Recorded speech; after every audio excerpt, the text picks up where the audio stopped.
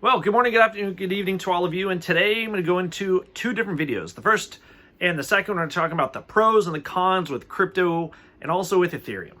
Because people right now, you don't hear bad news. You don't hear it. You hear bad news? No, it's because it's all over the news, stock market's going to crash, different things going to crash, money's going to crash, inflation is going up. We hear this all day. But if you've been buying through Ethereum, you're familiar with the FUD, and also there's a lot of these you're always used to the green candles going up, rockets and moons and little unicorns and all these other little things that happen every day as you expect it, especially with all the stuff going on Twitter and different forms of social media, whatever you're into. But I want to talk to you right now about the one thing that is the truth about Ethereum that is swept under the rug, because it's an entirely different tale that's told to newcomers. And you have to understand this, because I feel that, this is just my opinion, 98% of all current investors right now with Ethereum and crypto may be aware of the dark history that has been dragging behind the long-term developers, investors since Ethereum was started. And if you go back and you learn about the beginnings of Ethereum, why, how, and what happened, you'll see a totally different understanding for Ethereum and get a deeper understanding of where we are today and also why things are taking so long. Because right now, in the last year or so, I'm just going to make a prediction. People who've recently joined in have only seen this huge bull run we're in, right? And they've never seen a wreck like we've seen, even as today. The price of Bitcoin and Ethereum dropped. Bitcoin dropped roughly, I want to say, about $9,000, and Ethereum dropped, several $100s, right?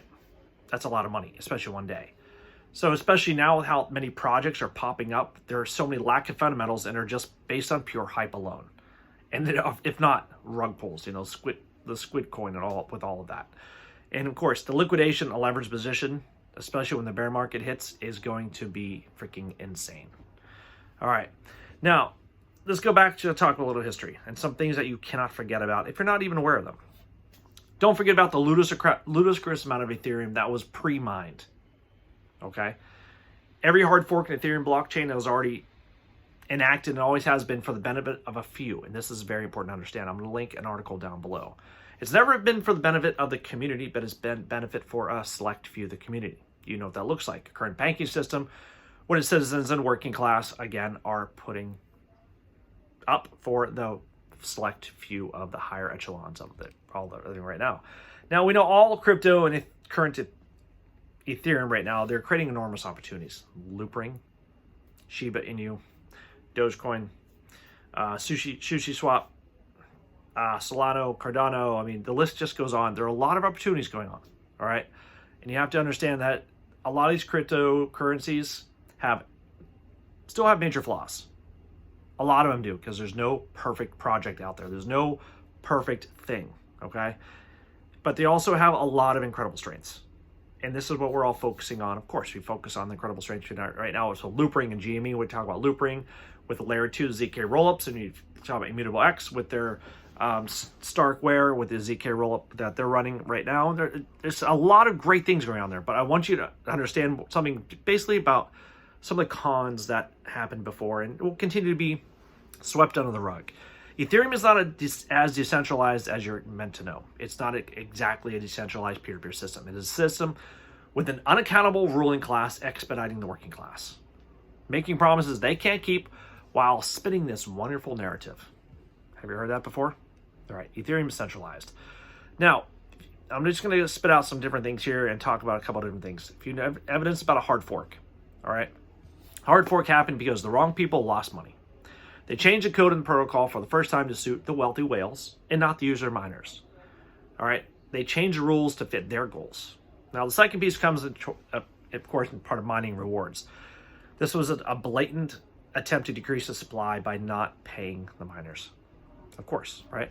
Now, more important than the way this impacts just the economics of Ethereum is points toward a centralization of power, right down the middle toward centralization, not decentralization, because rules can be changed on the fly with no consideration from the community, but based on profits alone for the higher-ups. Where have we heard this before? It's basically the fiat system right now. And there's a lot more to this history. I'm just going to go through it because when you understand this and you get into the basics of this in the long term, this is going to help you. Because right now we have hype and a lack of fundamental issues this is not the only problems here, because whenever we have a huge bull run, just like we've had right now, the amount of scams increases exponentially. The amount of crap coins has freaking exploded. And of course, we have the all great ill-formed opinions being thrown around everywhere as trading advice, and it's freaking scary, right?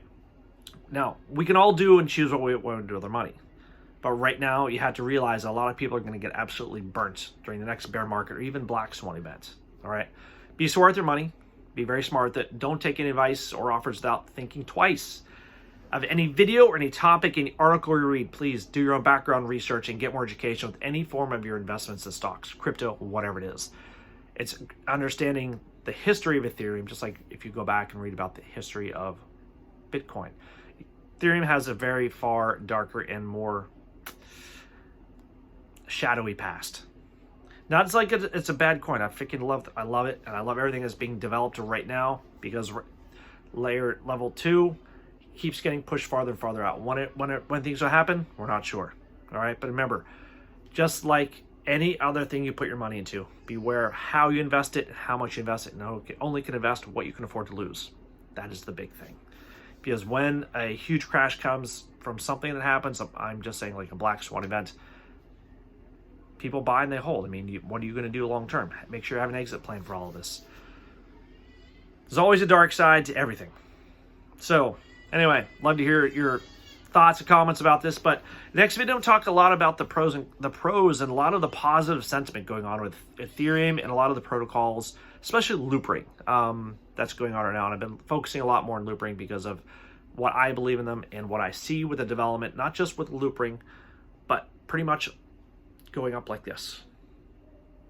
The whole community and the whole crypto economy is going fantastically right now. So all of you, have a great night, have a great day, and yeah, game on.